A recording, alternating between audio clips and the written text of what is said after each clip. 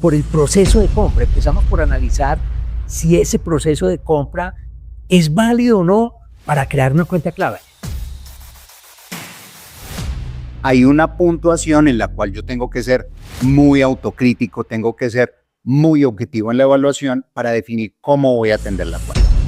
Porque aquí estamos hablando todo en positivo, el desarrollo conjunto, la publicidad, la promoción, la inercia, pero ir más allá de esas expectativas es entender esos dolores del cliente. Si nosotros empezamos a mirar la rentabilidad por el negocio, la rentabilidad por la cuenta y la rentabilidad de ese CAM, al final esto tiene que tener un retorno. Y ¿Cómo desarrollar las relaciones? ¿Cómo debe evolucionar? Y si el cliente se va a permitir o no que evolucione esa relación.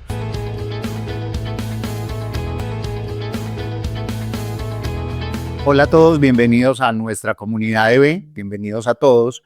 Hoy vamos a hablar en gerenciamiento de cuentas claves en nuestro canal. Soy Luis Fernando Aristizábal y hoy nos está acompañando Gabriel Jaime Soto, que en uno de los episodios anteriores estábamos hablando de gerenciamiento de cuentas claves y hablábamos de la evaluación de necesidades, de en qué momento yo tengo que definir cuándo una cuenta pasa a ser gerenciamiento de cuenta clave. Y Gabriel me hacía una pregunta donde comparábamos el PIG de un CAM y el PIG de un vendedor de una cuenta normal, de una cuenta corriente como la tenemos, en lo cual nosotros hacíamos énfasis en la importancia y la relevancia de entender muy bien cómo sería el manejo de la rentabilidad dentro de ella. Sí, Luis, inclusive te hice la pregunta y me respondiste, sí, es en parte similar, pero hay un complemento adicional que son los gastos en que incurre el Key Account, porque en el PIG por vendedor, repasando rápidamente lo que vimos en la sesión pasada, es las ventas menos el costo de la mercancía vendida, ahí hay una utilidad bruta y luego vienen los gastos del vendedor, salario, prestaciones sociales, viáticos, en fin, dotación y ya, y nos vamos a una utilidad neta antes de gastos administrativos y otros.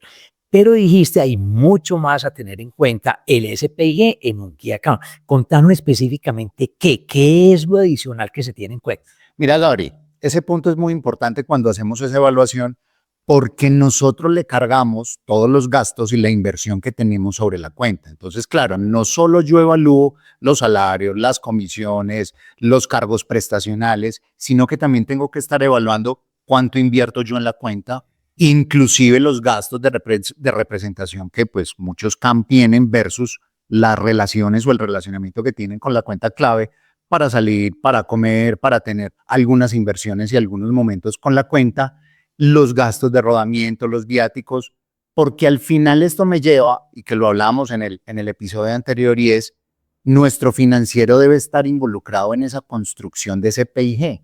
Porque claro, si nosotros empezamos a mirar la rentabilidad por el negocio, la rentabilidad por la cuenta y la rentabilidad de ese CAM, al final esto tiene que tener un retorno y tiene que estar como mínimo igual al resto del mercado o inferior. Sí, Luis, y los gastos, digamos, de publicidad que va a tener con esa cuenta, los gastos de promociones específicas que va a tener con esa cuenta, o los gastos de una capacitación que le voy a brindar de cuenta de mi compañía a ese cliente, esos entran en esa evaluación financiera.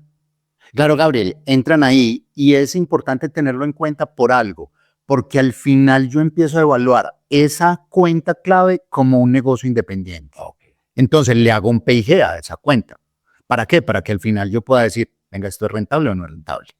Podemos concluir que es como un centro de costo independiente. Correcto, es un centro de costo independiente, es una unidad estratégica de negocio independiente con su PIG, el cual permanentemente se tiene que estar evaluando. Con algo adicional, compartiendo la información con mi cliente, con la cuenta. Ok. Y ahí se pueden dar dos cosas. Mi deseo de tener ese Key Account, quien va a manejar la cuenta clave, pero no se da la rentabilidad. Correcto. Y bueno, yo creo que queda muy claro el tema. Bueno, ahora te voy a proponer lo siguiente. Vamos a la acción. A la acción es, vamos ya a conseguir, a proponerle a ese cliente que va a tener un Key Account. Y cuando digo vamos a la acción, igual tenés una matriz muy interesante de evaluación que empiezan por como por el proceso de compra. Empezamos por analizar si ese proceso de compra es válido o no para crear una cuenta clave. Contanos qué es lo que hay en ese proceso de compra, ya en la acción. Ya vamos a definir quién va a ser nuestro ejecutivo en la compañía para esa cuenta clave. ¿Qué es eso? ¿Qué se tiene ahí en consideración con esa acción de compra? Ok, en esa matriz, que también la tenemos para compartirlas con todos ustedes, nosotros evaluamos el plan de acción que vamos a desarrollar con la cuenta. Ahí hay una puntuación en la cual yo tengo que ser muy autocrítico, tengo que ser muy objetivo en la evaluación para definir cómo voy a atender la cuenta. Entonces, en el episodio anterior hablábamos de, pues un CAM no va a ir a tomar un pedido, un CAM no va a ir a sacar un pedido. Él ayuda a que la estrategia del negocio genere la venta. Tengo que conocer muy bien cómo es el modelo de negocio de mi cliente para saber cuáles son los puntos que tengo que tocar, cuáles son esas palancas que tengo que mover para que el resultado se me dé. Y ahí tengo que conocer estrategia del negocio, rumbo del negocio, quién maneja el negocio, hacia dónde va la estrategia corporativa de la cuenta para yo poder montarme en esa misma estrategia y desarrollar el negocio.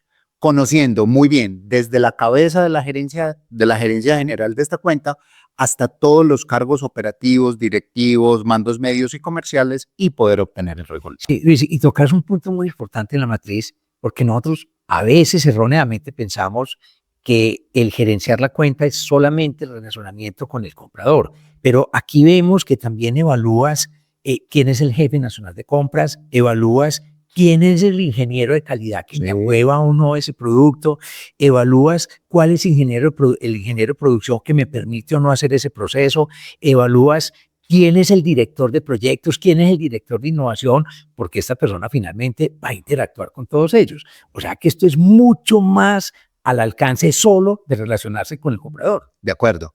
Y mira, Gabriel, dices algo y esa matriz nos muestra algo demasiado importante y es, sabemos muy bien que los comités o los equipos de compras de las organizaciones han evolucionado muchísimo. O sea, en algunos episodios, en algunos momentos, hemos hablado que estos comités han evolucionado mucho más que algunos comerciales, que equipos comerciales.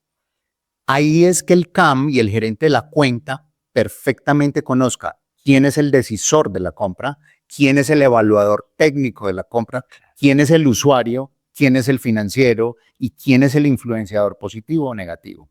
Porque si él no se sabe relacionar en ese entorno del comité de compras, perfectamente un negocio se puede caer o un negocio no se puede dar o la cuenta perfectamente no va a obtener los resultados estratégicos que estamos buscando para ella. Muy claro. Y también hablas ya en la acción de cómo desarrollar las relaciones, cómo debe evolucionar y si el cliente se va a permitir o no que evolucione esa relación. Contanos en ese punto específico qué es lo que analizas ahí. En este punto nosotros, y la invitación es a que nosotros nos evaluemos como proveedores, cómo estamos en esa relación comercial. Entonces hablamos de unos proveedores que sí, simplemente el proveedor va, hace su negociación, hace su venta, se transacciona normal su producto, su compra o su venta, pero la idea es que cuando lleguemos a la evaluación de esa gerencia de cuenta clave, nosotros lleguemos a ser un proveedor asociado. ¿Qué es un proveedor asociado? O un proveedor con el cual la cuenta piensa en desarrollar un negocio con la categoría que estamos nosotros manejando e inmediatamente piensa en nosotros, nos prefiere a nosotros, porque al final vamos a ser un asociado de él. Nosotros como proveedores garantizamos que el resultado de la cuenta se dé, pero ellos como clientes están apalancados en nosotros para cumplir los objetivos en ambas vías. Ok, y más allá de que haya un cumplimiento del presupuesto de ventas que está asignado por la compañía hacia ese cliente, y vuelvo y repito, más allá tienes algo que lo denominas creación de valor, mejora continua inclusive en todos los procesos, o sea que ya no vamos a hablar solo del cumplimiento en ventas, de lo presupuestado, sino de esa creación de valor. Contanos en la acción qué es esa creación de valor. Gabriel, esa creación de valor o esos 3 puntos importantes que hablamos en la creación de valor es cómo acompaño yo a mi cliente para lograr no solo sus objetivos cuantitativos, que los conocemos perfectamente, pero también su modelo de negocio desde lo cualitativo. ¿Cómo lo desarrollo? Acompañándolo en innovaciones, acompañándolo en desarrollos, acompañándolo inclusive en inversiones para que este modelo de negocio logre sus objetivos finales.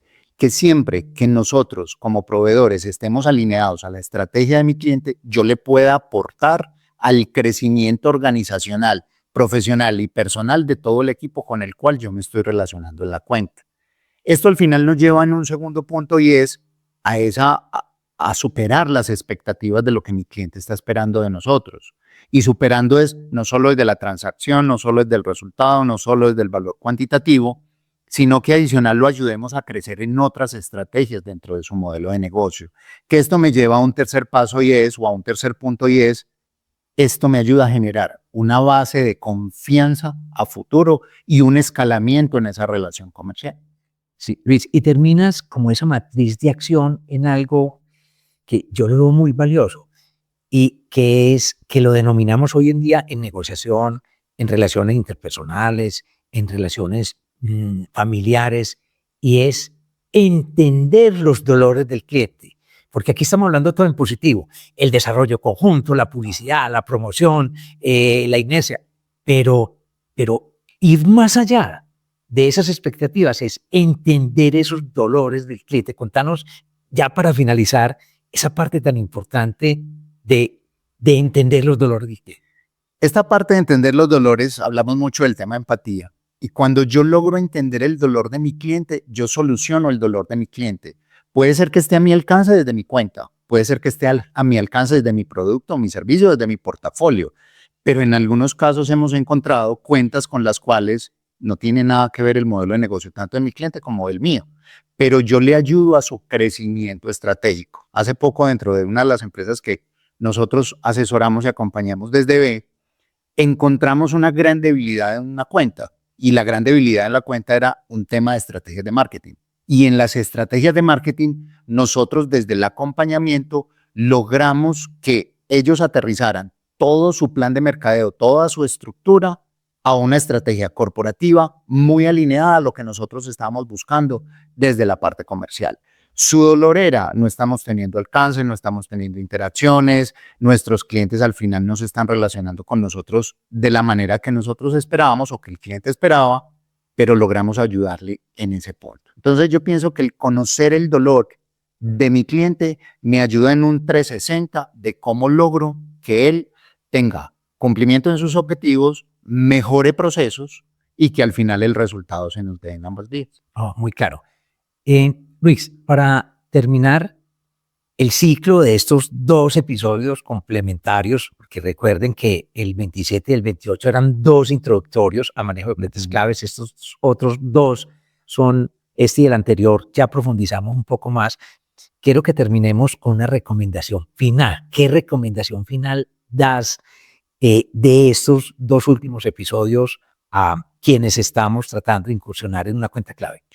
La recomendación final es, estas decisiones se toman basadas en datos cuantitativos, en números y en la evaluación de necesidades de la cuenta. Nosotros les vamos a compartir estas dos matrices para que ustedes perfectamente hagan su evaluación, su análisis de las cuentas y puedan definir si sí requieren una cuenta clave y si no requieren una cuenta clave. Porque al final esto, claro, nosotros desde las gerencias de ventas, direcciones comerciales, financieras, en algunos momentos podemos evaluar y decir, esta cuenta aplica para una cuenta clave, pero realmente hay más allá, hay más estructura y hay más análisis desde el fondo de ese manejo de esa cuenta. Entonces la invitación es, hagamos el análisis muy concienzudo de cada uno de los números de estas cuentas. Entonces, bueno, esperamos que estas recomendaciones sean de mucho provecho cuando ustedes vayan a pensar en el tema de estructurar unas cuentas claves en sus organizaciones.